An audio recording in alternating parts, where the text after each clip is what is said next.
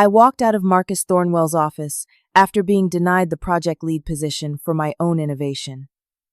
He told me I lacked the vision and leadership qualities needed, promoting Derek Paulson instead. Derek barely understood the technology I had spent 3 years building. I smiled politely, thanked Marcus, and went home. 2 days later, my phone showed 99 missed calls from the company. I did not answer. I knew exactly what they had discovered. Without my proprietary algorithms and documentation, the project was dead. The voicemails started flooding in around 8 in the morning on that third day.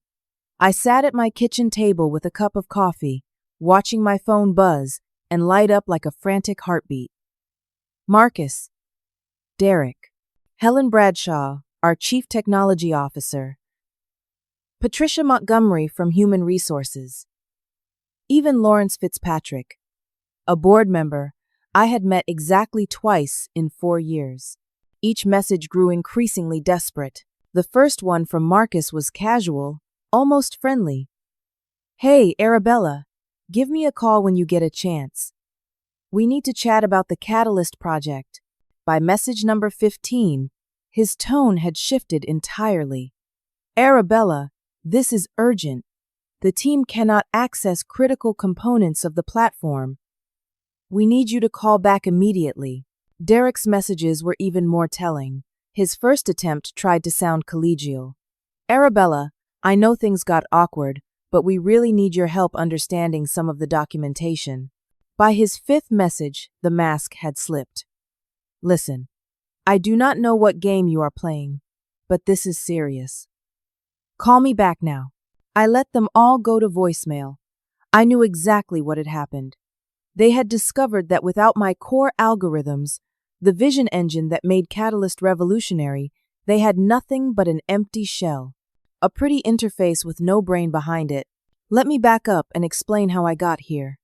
My name is Arabella, and 3 years ago, I started developing Catalyst.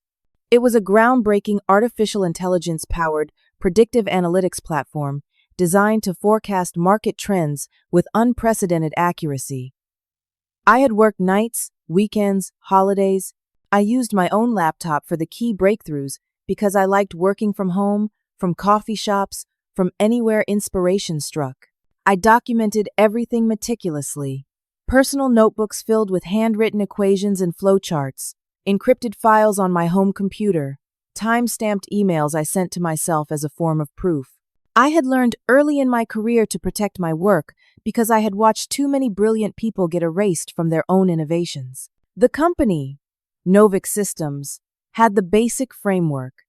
They had the user interface, the data visualization tools, the integration protocols, but the core algorithms, the mathematical models that actually made predictions, the machine learning architectures that adapted and improved, those existed only in my personal archives. I had sensed trouble brewing for months.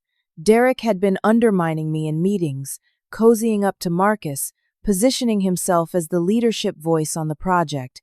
He would take my technical explanations and repackage them with business jargon, making himself sound visionary while I came across as just an engineer in the weeds. So when Marcus called me into his office last Friday and told me they were going in a different direction with the leadership structure, I was prepared. He actually used those words.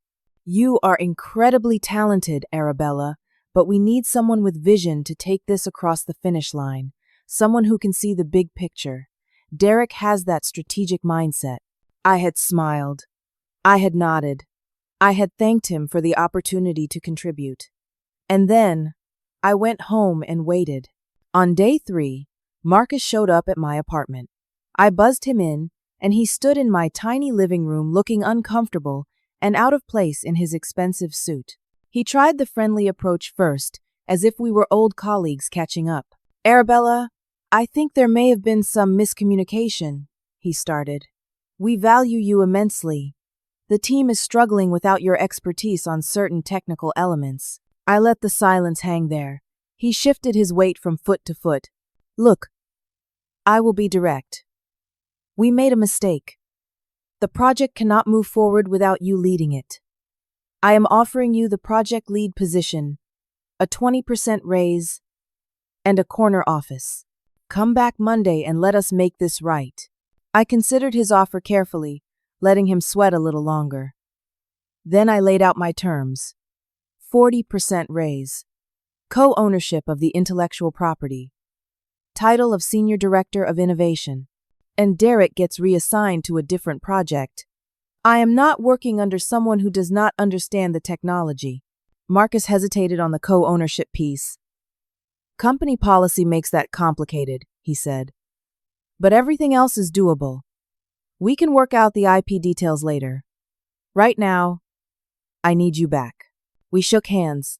I agreed to return Monday. He looked relieved as he left. I came back to applause on Monday morning. Forced applause, clearly orchestrated by management, but applause nonetheless. Derek stood in the back with his arms crossed, his jaw tight.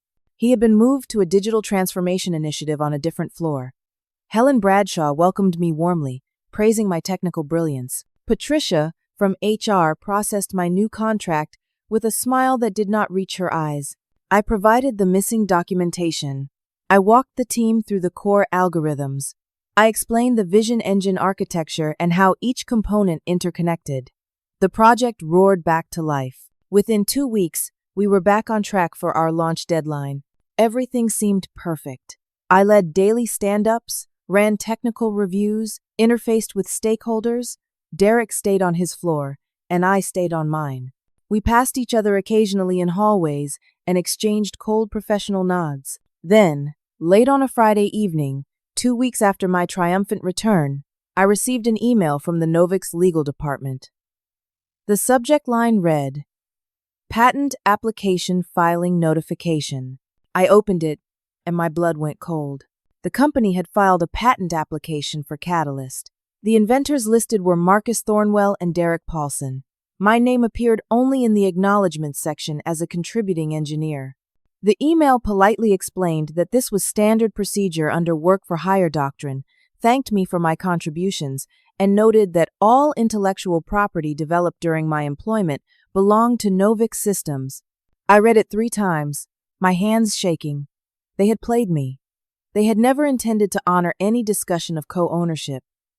They needed my algorithms, my documentation, my knowledge, and once they had it, they simply took it. They used everything I had given them to file a patent that erased me from my own invention. I sat there in my corner office, watching the city lights flicker on as the sun set, and realized I had handed them the keys to my own kingdom. I had been so focused on getting my job back, on proving my worth, on claiming my rightful place, that I had walked directly into their trap. They had won, and I had helped them do it. I barely slept that night. By 6 a.m, I was on the phone with Julian Hayes, an intellectual property attorney whose name I had found through a desperate internet search. His assistant told me he did not take calls before 9, but I left a voicemail that must have conveyed my panic because he called me back within an hour. We met that afternoon in his office downtown. Julian was in his mid-50s, sharp-eyed and direct. I spread out everything I had brought, my personal notebooks with time-stamped entries dating back 3 years, printouts of emails I had sent to myself documenting breakthroughs, metadata from files on my home computer showing creation dates. Julian reviewed everything carefully, making notes, occasionally asking clarifying questions. After an hour, he looked up at me with something like hope in his expression.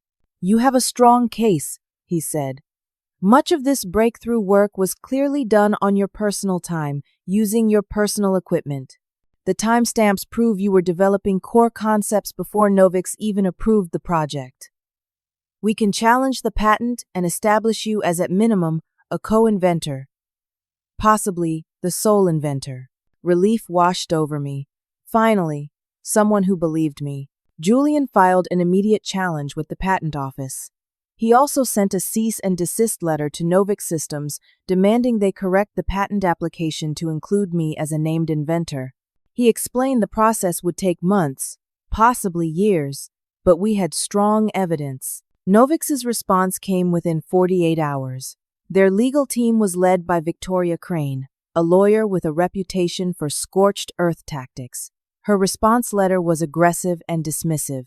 She claimed every innovation I had developed was within the scope of my employment. She cited the broad intellectual property assignment clause in my employment contract, a document I had signed 4 years ago when I was just thrilled to have a job. Julian and I sat in his office reading Victoria's response. According to this, he said, "You assigned all inventions conceived during your employment to Novix, regardless of where or when you developed them. But I did not use company resources for the key breakthroughs," I protested. "I worked at home, on my own time, on my own laptop." Victoria's letter anticipated that argument. She claimed that since I was working toward company objectives, even personal time was covered. She also denied any verbal promise of co-ownership. Without witnesses or written agreements, it was my word against theirs. "We need to push harder," Julian said. "Let me dig deeper into your employment records." 3 days later, Julian called me with a disturbing discovery. 6 months ago, my employment contract had been quietly amended. The new version contained an even broader intellectual property clause and a non-compete agreement that would have prevented me from working in the industry for 2 years after leaving Novix. "I never signed that," I told him. "I would have remembered signing something that restrictive." "I know," Julian said, "but there is a signature on file. It looks like yours, but the date is suspicious.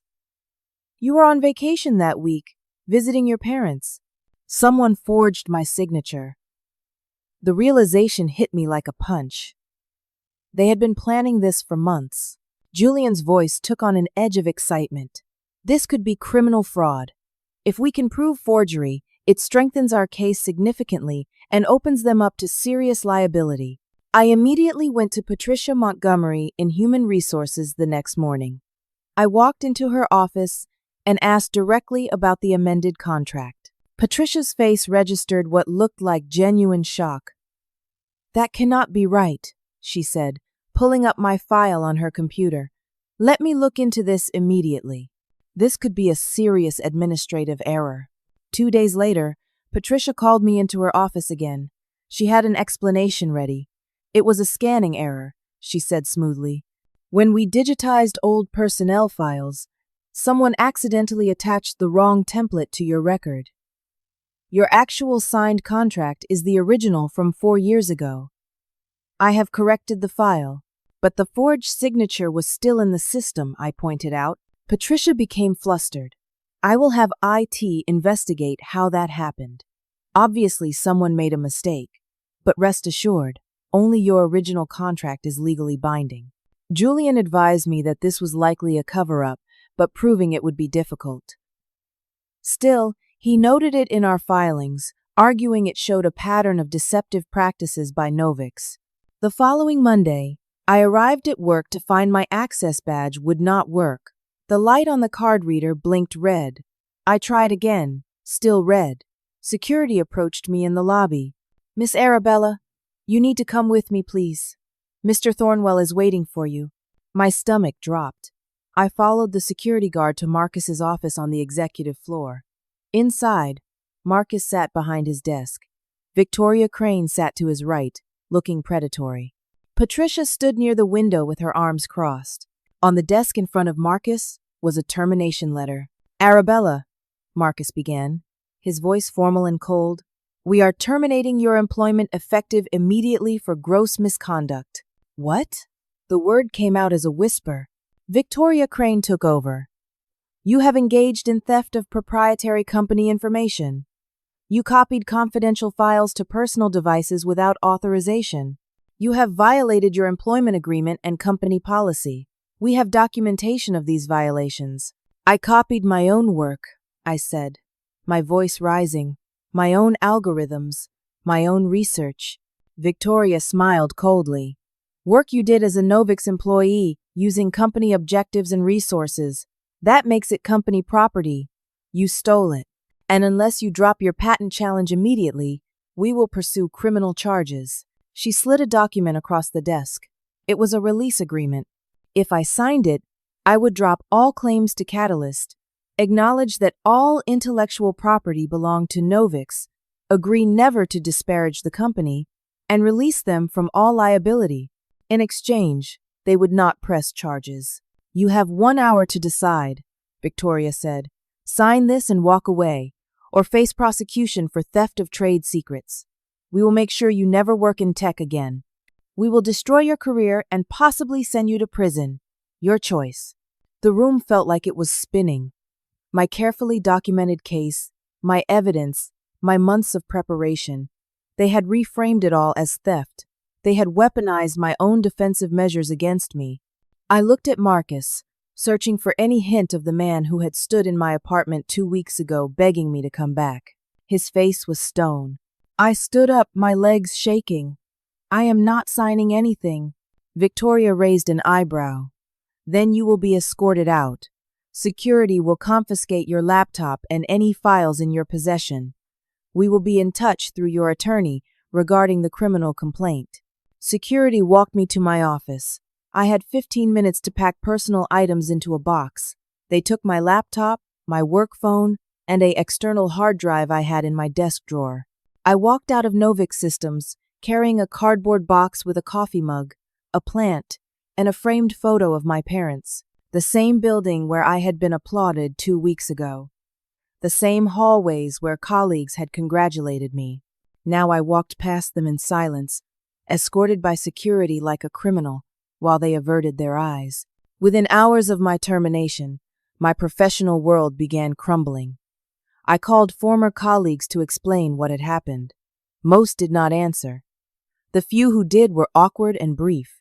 "I am sorry, Arabella, but I cannot get involved. I have to think about my own career." By that evening, a blind item appeared on Tech Whisper, an industry gossip site. "Heard about a disgraced engineer at a major analytics firm who allegedly stole proprietary code and got caught? Sources say she is threatening legal action to cover her tracks. Yikes." My LinkedIn profile lit up with connection removals. People I had worked with for years suddenly wanted distance. Former colleagues blocked me on social media. The Whisper campaign was working exactly as Novix intended. Julian Hayes advised me that the criminal threat was likely a bluff, designed to pressure me into settling, but we had to take it seriously. He recommended hiring a forensic expert to examine my devices and prove the files were my original work, not stolen company property. The forensic analysis cost $15,000. I drained my savings account to pay for it. Meanwhile, Novix escalated further. They filed a civil lawsuit against me for breach of contract and misappropriation of trade secrets, seeking $2 million in damages. $2 million. I made $80,000 a year. The number was designed to terrify me into submission. My personal life collapsed alongside my career. My boyfriend Garrett worked as a marketing manager at a firm that did business with Novix. 3 days after my termination, he came over to my apartment looking uncomfortable. "My boss pulled me aside today," he said. "He mentioned your situation with Novix. He suggested it might be better if we kept our distance professionally." "What does that mean?" I asked, though I already knew. "It means he is worried about the association. Arabella, maybe you should just settle this. Take whatever they are offering and move on. Is it really worth all this drama?" "Drama?" I stared at him. "Garrett, they stole my work. They are trying to destroy me for fighting back." He ran his hand through his hair, frustrated. "I know you believe that, but from the outside, it looks like you are the one causing problems. Everyone thinks you stole files on your way out. Maybe you did copy some things you should not have." The betrayal in his words cut deeper than anything Novix had done. "You think I am lying? I think you are obsessed with this, and it is consuming your life. I cannot be part of this anymore." He left. We had been together for 2 years. He walked out in under 10 minutes. The financial pressure mounted daily. Legal fees climbed past $50,000. I burned through what remained of my savings. Job applications went unanswered.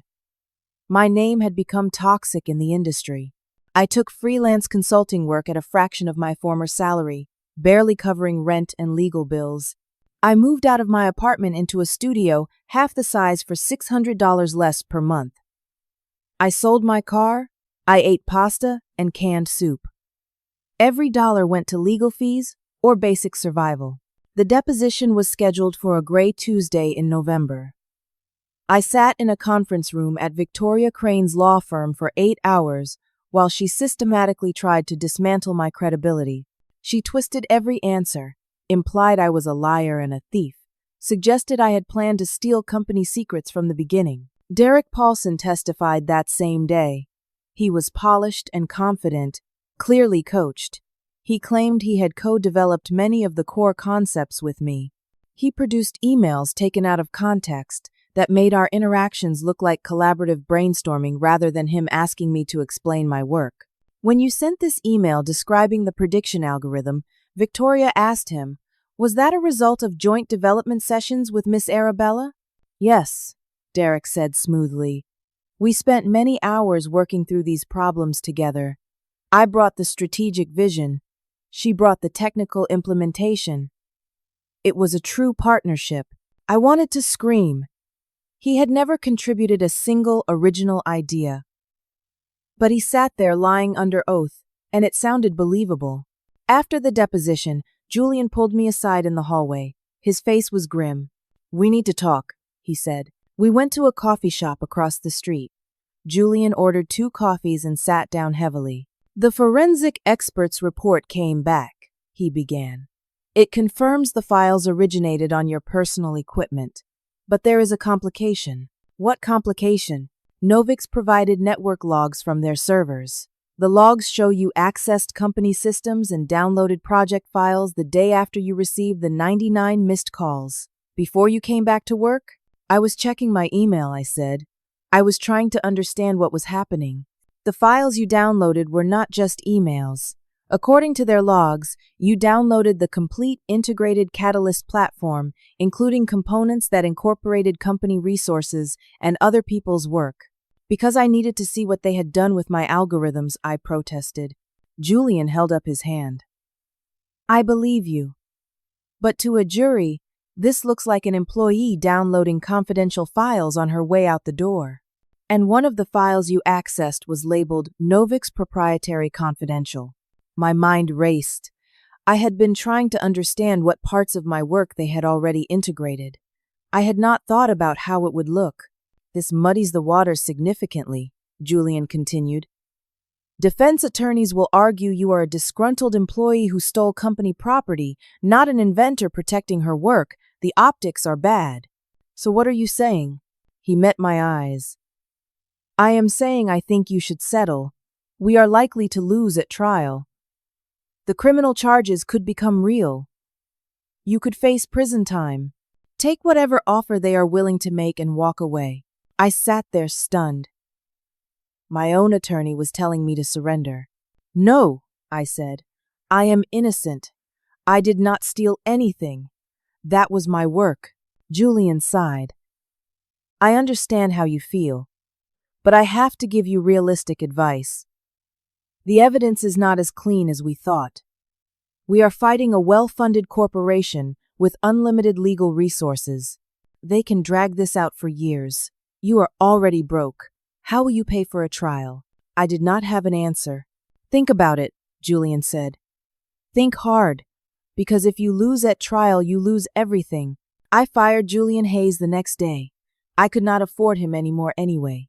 His final bill arrived the following week, $67,000.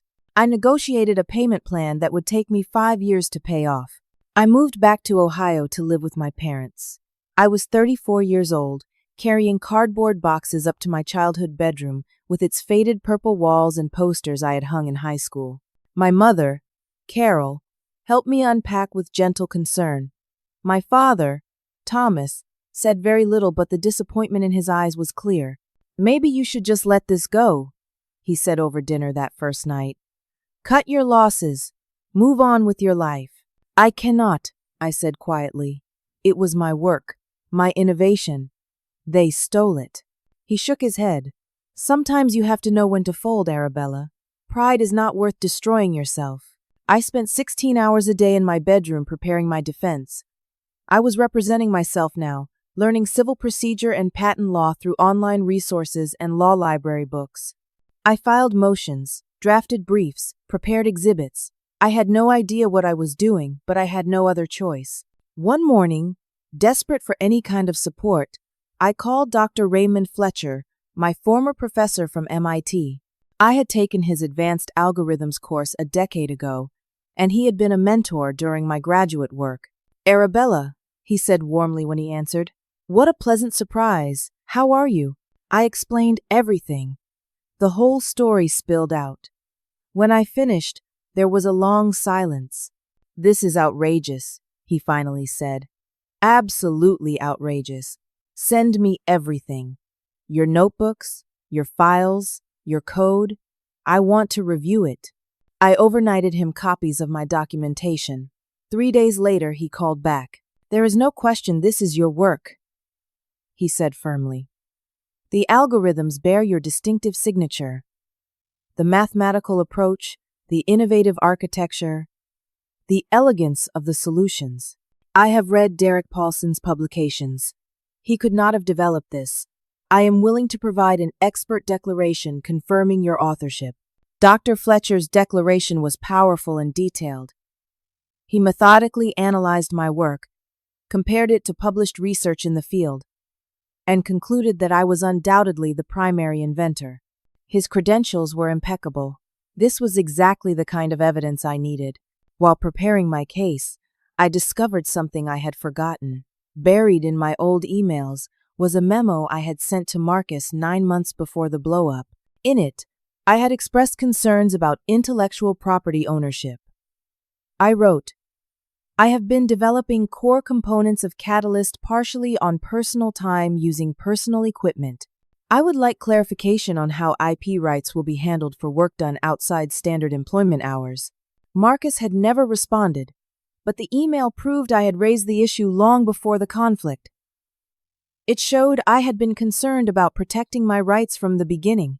I subpoenaed internal Novix communications, hoping to find evidence that they knew I was the primary inventor. I also subpoenaed Derek's files, looking for anything that would expose his lies. A preliminary motion hearing was scheduled for January. I would be arguing my case before Judge Stephanie Hartwell, a no-nonsense federal judge with a reputation for fairness. I drove 6 hours back to the city the night before the hearing, staying in a cheap motel near the courthouse. I barely slept, rehearsing my arguments, reviewing my exhibits. The courtroom was intimidating. Victoria Crane sat at the defense table with 2 associates, all in expensive suits. I sat alone at the plaintiff table in my best interview outfit, a navy suit I had bought 4 years ago that now hung loose on my frame from stress-induced weight loss. Judge Hartwell entered, and we began. I presented Dr. Fletcher's declaration, my time-stamped notebooks, my email to Marcus. I explained how I had developed Catalyst over 3 years, how the core innovations were mine. Victoria Crane was condescending and dismissive in her response. "Your Honor," she said with a thin smile, "this is a disgruntled former employee playing lawyer." She signed a broad IP assignment when she was hired. Every innovation she developed belongs to Novix. This is a straightforward work-for-hire case. She called me a disgruntled employee multiple times, each repetition designed to undermine my credibility. During a brief recess, I checked my phone in the hallway. I had a new email from an unknown address. The subject line read, "You need to see this."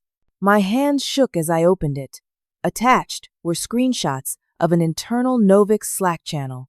The conversation was between Marcus, Derek, and Patricia from 8 months ago. Derek: "Once she finishes the core build, we need to sideline her. She will make ownership claims." Marcus: "Agreed. We will promote someone else to lead. Keep her as a contributor. Legal says work for hire covers us." Patricia: "I will update her employment file with the new IP clause. She will not notice." I stared at the screenshots. This was proof. Proof they had planned to steal my work from the beginning. Proof Patricia had forged the contract amendment. Proof of the entire conspiracy. When court resumed, I approached the bench with trembling hands. "Your Honor, I just received new evidence that I believe is critical to this case. Judge Hartwell looked skeptical, but allowed me to present it. I handed copies to her and to Victoria Crane. These are screenshots of internal company communications showing a coordinated plan to misappropriate my intellectual property. Victoria exploded out of her chair. Objection! These are unauthenticated documents. They could easily be fabricated. We have no way of knowing where these came from or if they are genuine. Judge Hartwell studied the screenshots carefully. Where did you obtain these, Miss Arabella? They were sent to me anonymously, I admitted. Victoria pounced. Your Honor, this is highly improper. We request an immediate investigation into how Miss Arabella obtained these alleged communications. If she accessed Novik's systems without authorization, that is computer fraud, a federal crime. Judge Hartwell looked troubled. I am ordering Novik's to preserve all Slack communications and produce them in discovery. If these messages are authentic, they are clearly relevant. But Victoria was not done. She moved to have me held in contempt. Your Honor, we have reason to believe Miss Arabella illegally accessed our systems to obtain these screenshots. We are requesting an immediate FBI investigation for violations of the Computer Fraud and Abuse Act. I felt the blood drain from my face. That is not true. Someone sent these to me. Victoria pulled out a document. Your Honor, we have traced the email containing these screenshots. The IP address, it was sent from matches Miss Arabella's parents' home address in Ohio. Judge Hartwell turned to me with a stern expression. Miss Arabella, did you send this email to yourself? No, I said desperately. I do not know who sent it. Victoria smiled coldly. Your Honor, she is attempting to introduce fraudulent evidence that she created herself. We move to exclude these screenshots and to sanction Miss Arabella for attempting to deceive this court. The judge looked at me with something that might have been pity or disgust. Miss Arabella, if you obtained these communications illegally or fabricated them, you could face federal criminal charges. I am going to give the U.S. Attorney's Office time to investigate this. We are adjourning until that investigation is complete. The gavel came down. My moment of hope had become a nightmare. The evidence that could have saved me now threatened to destroy me. I was accused of hacking, of fabricating evidence, of fraud, and I had no way to prove my innocence. The FBI arrived at my parents' house on a cold morning in February with a search warrant. Agent Diana Rothman was professional but firm, as she explained they were investigating potential violations of federal computer crime statutes. They seized my laptop, my phone, my external hard drives. They took my mother's computer too, since we shared the same internet connection. My father stood in the doorway watching, his face carved from stone. I was questioned for 3 hours in the dining room. Agent Rothman asked detailed questions about my technical skills, my access to Novik systems, whether I knew how to spoof IP addresses or hack into corporate networks. I never hacked anything, I insisted. Someone sent me those screenshots. I do not know who. But you cannot produce the original email? It was deleted from the server. I swear, I am telling the truth. Agent Rothman's expression suggested she had heard that before. The hacking accusation leaked to the press within days. TechCrunch ran a story. Former Novik's engineer, accused of corporate espionage. The article painted me as a vengeful ex-employee who had hacked company systems and fabricated evidence to support false claims. Industry forums erupted. People I had never met debated my guilt. The consensus was damning. She clearly went rogue. What kind of person hacks their former employer? Even if she did invent parts of it, she destroyed any credibility. My parents faced shame in their small community, neighbors whispered. My mother's book club grew awkward. My father's poker night friends made excuses to skip games. My father finally spoke to me 5 days after the FBI raid. We were both in the kitchen late at night. He was making tea. I was staring at legal documents I could no longer afford to file. You need to stop this, he said quietly. Whatever happened at that company, it is not worth this. You are destroying yourself. You are destroying this family. Dad, I did not do what they are accusing me of. It does not matter, he said sharply. No one believes you. You are making everything worse. Just take whatever deal they offer and end this nightmare. He left the kitchen without his tea. Even pro bono legal clinics refused to take my case now. The hacking accusations made me untouchable. My patent challenge was dismissed due to the pending criminal investigation. Without the challenge, Novix's patent for Catalyst was approved by the patent office. I watched from my childhood bedroom as Novix announced licensing deals with major corporations. Tech publications praised Catalyst as a revolutionary breakthrough. Marcus did interviews talking about the vision behind the platform. Derek was quoted as a key innovator. My name appeared nowhere. They were profiting from my work while I faced prison. The financial devastation was complete. Legal fees from Julian had left me $70,000 in debt. I maxed out 3 credit cards trying to stay afloat. I took a night shift job at a warehouse distribution center, packing boxes from midnight to 8 in the morning for $13 an hour. I was unrecognizable. I had lost 20 pounds. My hair, which I had always kept professional and styled, I now pulled back in a messy knot. I wore my father's old work shirts and jeans. I looked like someone who had given up.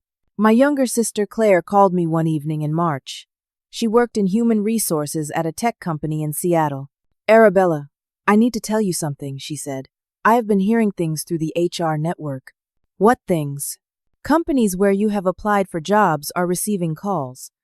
Someone from Novix is running a whisper campaign. They are calling HR departments and saying you are under FBI investigation, that you are litigious and unstable, that hiring you would be a liability. My voice came out hollow. They are not just content with beating me, they want to erase me. I am so sorry, Claire said. I wish I could do something. After we hung up, I sat on the floor of my bedroom and finally cried. Really cried. The kind of crying that comes from a place beyond sadness, from complete despair.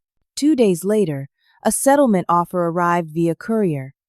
It was from Novix's attorneys, but the terms were crystal clear. They would drop the criminal complaint and the civil lawsuit on the following conditions. I must sign an affidavit stating I fabricated the Slack screenshots. I must publicly apologize for making false accusations against Novix, Marcus Thornwell, and Derek Paulson. I must assign any and all potential intellectual property claims to Novix forever. I must agree to a lifetime non-disclosure and non-disparagement agreement. In exchange, they would pay me $50,000 and agree not to pursue criminal charges. $50,000 would barely cover my existing debts, but it would end the nightmare. A court-appointed attorney named Trevor Wong had been assigned to advise me on the criminal matter. He was 26 years old, 2 years out of law school, clearly overwhelmed. You should take this, he said when we met to discuss the offer. You are facing 5 years in federal prison for computer fraud if they prosecute. The FBI has not closed the case. This makes it go away. But I did not fabricate those screenshots. Trevor looked at me with something like pity. It does not matter. You cannot win this. You have no money, no credibility, no evidence that helps you. They have unlimited resources and every advantage. Take the deal. That night, my mother came to my room. She sat on the edge of my bed like she used to when I was a child. Please, Arabella, she said softly. Please just make this stop. I cannot watch you destroy yourself anymore. Take their money and move on. You think I should admit to something I did not do? I think you should survive.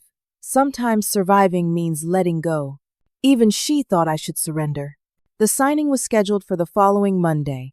I had 72 hours to decide whether to destroy my own credibility and honor to end this nightmare. I sat in my bedroom Sunday night, the settlement agreement in front of me, a pen in my hand. I thought about signing it, about ending this, about moving on. My phone rang. Unknown number. I almost did not answer. A woman's voice spoke. Do not sign anything. Meet me tomorrow. 7 a.m. At the corner coffee shop on Main Street. Who is this? Someone who has watched Novix destroy people before. You are not the first, and you need to know what they did to me. My name is Bethany Sullivan. I used to work there. They stole my work too. And I know how they are framing you with those screenshots because I sent them. You sent the Slack messages? Yes, from your IP address. I am sorry. It was the only way to get them into evidence without exposing myself. But I can prove they are real. I have the full Slack archive, and I have proof of how they forged your employment contract. I kept everything. Before I could respond, she continued, I am dying, Arabella. Cancer. 6 months, if I am lucky. I cannot let them do to you what they did to me. Meet me tomorrow. I will give you everything you need to win. She hung up. I sat there holding my phone, trembling. Was this real? Or another trap? I had been burned so many times. Could I trust this stranger? But what choice did I have? Tomorrow, I would either sign away my integrity, or I would walk into that coffee shop and gamble on one last desperate hope. I brought Trevor with me to the coffee shop. If this was a setup, I wanted a witness. We arrived at 6:55, and I ordered coffee I was too nervous to drink. Bethany Sullivan walked in at exactly 7. She was in her mid-40s, thin in a way that spoke of illness, wearing a knit cap over what was likely hair loss from chemotherapy. But her eyes were sharp and clear. We sat in a corner booth. Bethany got straight to the point. 3 years ago, I was a senior systems architect at Novix. I developed a revolutionary data encryption protocol. They promised me recognition, stock options, a promotion. Then they cut me out, gave credit to a man who barely understood the technology, and fired me when I complained. The pattern was identical to mine. I fought back. Bethany continued. But they buried me with lawyers and money. I eventually settled, signed a non-disclosure agreement, took $100,000. It has haunted me every day since. Why are you helping me now? She pulled out a medical report and slid it across the table. Stage 4 pancreatic cancer. 6 months is optimistic, maybe 4. They cannot hurt me anymore. And I need to make this right before I die. From her bag, she produced a thumb drive. On here is everything. The complete Slack archive from Novix spanning 3 years. I had administrative access to their systems, and I copied everything before I left. The archive proves your screenshots are authentic. There are internal emails discussing the plan to manage you out. Communications between Patricia and a document services company about updating your employment file. Instructions from Marcus to Derek to claim credit for your work. She pointed to Trevor. You should verify this before using it, but it is all real. Trevor took the thumb drive carefully, as if it might explode. There is more, Bethany said. She pulled out printed emails. These show Victoria Crane, their attorney, knew about the forged signature on your contract amendment. She was involved in the scheme from the beginning. She coached Derek on his deposition testimony. She helped plan the whole thing. Trevor was reading through the documents, his eyes getting wider. This is massive. This proves fraud, conspiracy, obstruction of justice. This changes everything. I had to ask the question burning in my mind. Why did you route the screenshots through my IP address? Bethany looked uncomfortable. I used a VPN routing technique to make it appear to originate from your parents' home. I did it deliberately to force the evidence into the legal record. I knew Novix would accuse you of hacking, but I also knew that would trigger broader discovery of the full Slack archive. Without the controversy, a judge might never have ordered Novix to preserve and produce those communications. So you set me up to be accused of a federal crime? I gave you the weapon you needed, even though it looked like a trap. She met my eyes. I am truly sorry for what you went through because of my method. But they would never have produced those messages otherwise. Now you have everything you need to destroy them. Trevor interrupted. We need to move fast. The settlement deadline is tomorrow. We need to contact the FBI and the U.S. Attorney's Office immediately. Why are you willing to testify? I asked Bethany. Your NDA. My NDA does not matter anymore, she smiled sadly. What are they going to do, sue a dead woman? I have nothing left to lose, and I want to see Marcus Thornwell in handcuffs before I die. We spent the next 4 hours at Trevor's tiny office going through everything. The evidence was overwhelming. The Slack archive showed the entire conspiracy. Messages between Marcus, Derek, Patricia, and even board members discussing how to steal my work and manage me out. Email chains between Patricia and outside vendors about forging the contract amendment. Instructions on how to make the signature look authentic. Communications showing Victoria Crane was aware of the fraud and actively participated in covering it up. Most damning were messages showing Derek had been explicitly told to claim credit for my innovations. Marcus wrote, Derek will be the face of Catalyst. Arabella is too independent, too likely to make ownership claims. We use her brain, but his presentation. Trevor made copies of everything and called the FBI. Agent Rothman agreed to meet with us that afternoon. At FBI headquarters, we presented Bethany's evidence and her sworn declaration. Agent Rothman listened carefully, asked detailed questions, examined the documents. This is credible, she finally said. If authentic, this shows a conspiracy to commit fraud, false statements to a federal court, and obstruction of justice. We will need to verify the Slack archive, but if it checks out, we will be opening a criminal investigation into Novix Systems and the named individuals. Trevor filed an emergency motion to reopen my case based on newly discovered evidence. He requested an immediate hearing. I also called Madison Gray, a tech journalist at Wired, who had been following corporate IP theft cases. I explained the situation and offered her exclusive access to the documents. She agreed to investigate and publish a comprehensive piece. The U.S. Attorney's Office opened a formal investigation within 48 hours. FBI agents interviewed Bethany extensively. Tech forensics verified the Slack archive was authentic and unaltered. Judge Hartwell ordered an emergency hearing for the following week. Novix's attorneys scrambled. Victoria Crane filed motions to exclude the evidence, claiming Bethany had stolen it illegally, but the judge was skeptical. If this archive is authentic, Judge Hartwell said in a preliminary conference call, it suggests serious misconduct that goes to the heart of this case. The momentum had shifted. Companies that licensed Catalyst began asking questions. Board members at Novix started distancing themselves from Marcus. The stock price dropped 15% in 2 days. Then, 24 hours before the hearing, my phone rang. Derek Paulson. I need to talk to you, he said. His voice was shaking. Can we meet? Somewhere private? Trevor advised me not to, but I agreed, with one condition.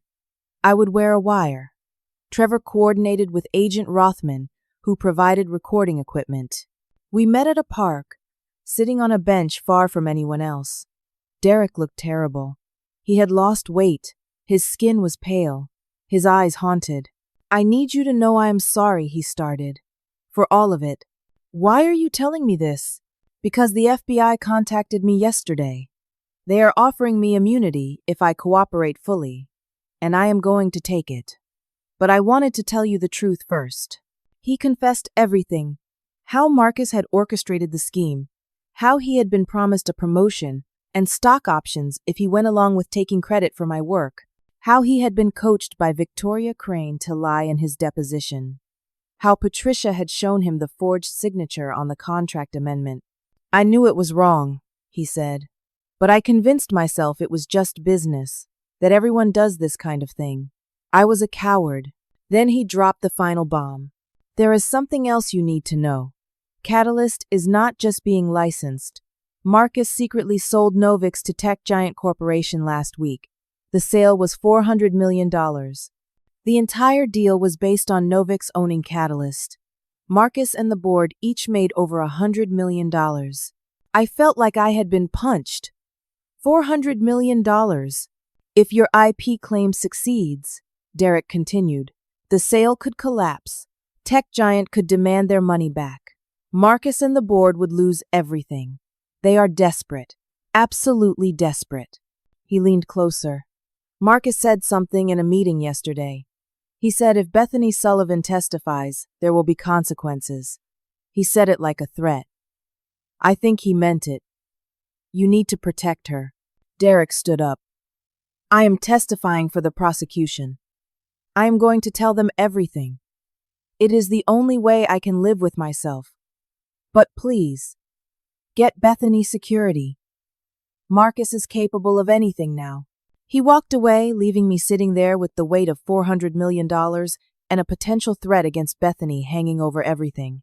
I immediately called Agent Rothman. She arranged protective custody for Bethany. Federal agents moved her to a secure location. The hearing was tomorrow. And now I understood what we were really fighting for. Not just my patent, not just my reputation, but $400 million in the futures of people who would do anything to keep it. The courtroom was packed. National media had picked up the story after Madison Gray's explosive article in Wired ran the previous evening. The headline read, Corporate IP Theft at Novix. How a billion-dollar company systematically steals innovations. Judge Hartwell called the hearing to order. Trevor presented our evidence methodically. The full Slack archive, authenticated by FBI forensic analysis. The emails showing the forgery conspiracy. Bethany's detailed declaration describing the pattern of IP theft at Novix. Then Bethany testified. She wheeled into the courtroom in a wheelchair, clearly deteriorating, but fierce in her determination. She described her own experience 3 years earlier. She detailed how she had kept the Slack archive as insurance. She admitted sending the screenshots to me and explained her methodology. I routed them through Miss Arabella's IP address because I knew Novix would accuse her of obtaining them illegally. I knew that would trigger an investigation and force the full archive into evidence. I apologize for the suffering this caused her, but it was the only way to expose the truth without revealing myself and violating my non-disclosure agreement while I was still vulnerable. Victoria Crane cross-examined her aggressively. You stole confidential company data. I preserved evidence of crimes, Bethany corrected calmly. You violated your employment agreement. I documented fraud. Victoria tried to rattle her, but Bethany was unmovable. She had nothing left to lose and nothing left to fear. Then Derek Paulson took the stand. Under oath, he confirmed everything. He described how Marcus had explicitly instructed him to claim credit for my work, how Victoria Crane had coached him to lie in his deposition, how he had been promised financial rewards for going along with the scheme. Did you contribute meaningfully to the core innovations in Catalyst? Trevor asked. No, Derek admitted. Those were entirely Arabella's work. I barely understood the mathematics behind the algorithms. I was just the face they wanted to put on the project. He also revealed the tech giant acquisition. The sale had been completed 1 week before the hearing, with Marcus personally netting $130 million. Marcus Thornwell sat in the courtroom looking like a man watching his empire crumble. His face was red, his jaw clenched. Twice Judge Hartwell had to tell him to stop whispering to his attorneys. Judge Hartwell called a brief recess to review the evidence. When she returned, her expression was severe. I have rarely seen such a clear pattern of fraud and bad faith in my courtroom, she began. The evidence presented today demonstrates a systematic conspiracy to misappropriate Miss Arabella's intellectual property through forged documents, false testimony, and coordinated deception. She turned to Victoria Crane. Miss Crane, your conduct as an officer of this court is particularly disturbing. You knowingly presented false evidence and coached witnesses to commit perjury. Victoria's face went pale. Judge Hartwell continued. I am making the following findings and orders. First, all claims against Miss Arabella are dismissed with prejudice. Second, the patent assignment to Novix Systems is void due to fraud. Third, I am reinstating Miss Arabella as the sole named inventor of Catalyst and all related technologies. My hands were shaking. Furthermore, I am awarding Miss Arabella compensatory damages of $5 million for lost wages, opportunities, and emotional distress. I am awarding punitive damages of $20 million to punish Novix for this egregious misconduct and to deter similar behavior. $20 million. The courtroom erupted in murmurs. Finally, Judge Hartwell said, her voice cutting through the noise, I am referring this matter to the U.S. Attorney's Office for criminal prosecution. The conduct I have seen today warrants investigation for conspiracy to commit fraud, obstruction of justice, perjury, and making false statements to a federal court. She looked directly at Marcus. Mr. Thornwell, you may want to speak with a criminal defense attorney. The gavel came down. Federal prosecutors moved quickly. Within a week, Marcus Thornwell, Patricia Montgomery, and Victoria Crane were indicted on multiple federal charges. The indictment made national news. Corporate America paid attention. This was not just a civil dispute. People were going to prison. Tech giant corporation immediately filed suit to void the acquisition, claiming fraud in the inducement. They demanded their $400 million back. Novix's board forced Marcus to resign. The company's stock price collapsed by 60%. Multiple former employees came forward with similar IP theft claims. Novix was facing bankruptcy. Derek received immunity for his cooperation. He resigned from Novix and left the tech industry entirely. I heard he went to work for a nonprofit. I never spoke to him again. I reclaimed full ownership of Catalyst. Companies that had licensed the technology from Novix reached out to negotiate new agreements directly with me. I hired a business manager and a patent attorney to help me navigate the suddenly complex world I found myself in. I negotiated a licensing deal with Tech Giant Corporation for $60 million. Structured as an upfront payment and ongoing royalties. Other companies lined up for licenses. Within 6 months, I had earned over $80 million. I hired Bethany as a paid consultant, compensating her generously for the months she had left. She helped me establish proper IP protection protocols and advised other inventors facing similar situations. She lived to see Marcus convicted on all counts. He received 7 years in federal prison. Patricia got 5 years. Victoria Crane was disbarred and sentenced to 4 years. Bethany passed away peacefully, 8 months after the hearing, surrounded by family. In her honor, I established the Bethany Sullivan Foundation, a legal defense fund providing free representation for tech workers fighting IP theft. We have helped 47 people in the first year alone. My reputation was fully restored. I received apologies from former colleagues. Industry publications ran profiles celebrating my victory. I was invited to speak at conferences about protecting intellectual property and fighting corporate fraud. My father apologized, tears in his eyes. I should have believed in you, he said. I should have stood by you. I am sorry. My ex-boyfriend Garrett sent a message asking if we could talk. I deleted it without responding. That chapter was closed. I started dating Madison Gray, the journalist who had helped expose the truth. She understood what I had been through in a way few people could. I moved back to the city, bought a beautiful apartment with a view of the water, and started building Catalyst Analytics as my own company. I hired carefully, building a team that shared my values.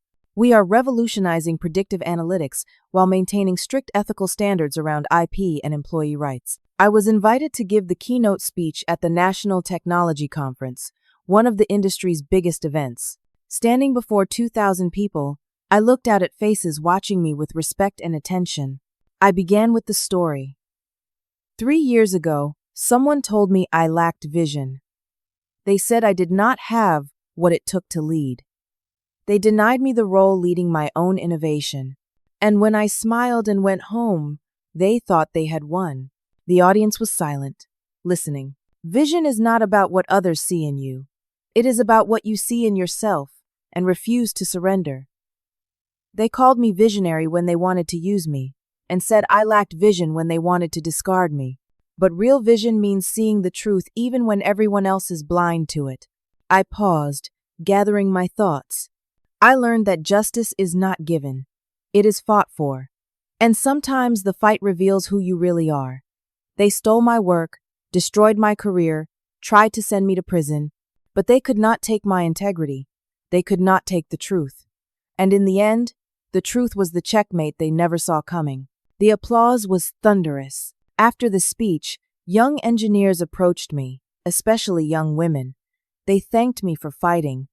They told me their own stories of being overlooked, underestimated, stolen from. They asked for advice. I told them all the same thing. Document everything. Protect your work. Know your worth. And never let anyone convince you that your vision is less valuable than theirs. I had lost so much in the fight. 2 years of my life, my savings, relationships, peace of mind. But I had gained something more valuable. I had proven to myself that I could stand up to power and win.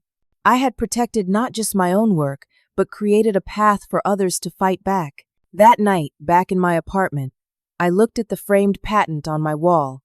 United States Patent, number 9,723,411. Inventor, Arabella. Title, Predictive Analytics Platform with Adaptive Learning Architecture. My name, my invention, my vision. I thought about everything that had led to this moment. The betrayal, the legal battles, the rock-bottom desperation, Bethany's sacrifice, the final vindication. It had been worth it. Now I want to hear from you. Have you ever had to fight for something that was rightfully yours, even when everyone told you to give up? Have you faced a moment where standing up for yourself meant risking everything? Share your story in the comments below. Your experience might inspire someone else who is fighting their own battle right now. If this story moved you or gave you hope, please hit the like button. Subscribe to hear more stories about people who refuse to be defeated by injustice. And share this with someone who needs to hear that fighting back is worth it, that standing up for the truth matters, even when the cost seems unbearable. Thank you for listening to my story. I hope it reminds you that vision is not something others grant you. It is something you claim for yourself. And sometimes the greatest checkmate comes not from defeating your opponent, but from refusing to be defeated by them. Keep fighting for what is yours. Keep believing in your vision, and never let anyone steal your voice.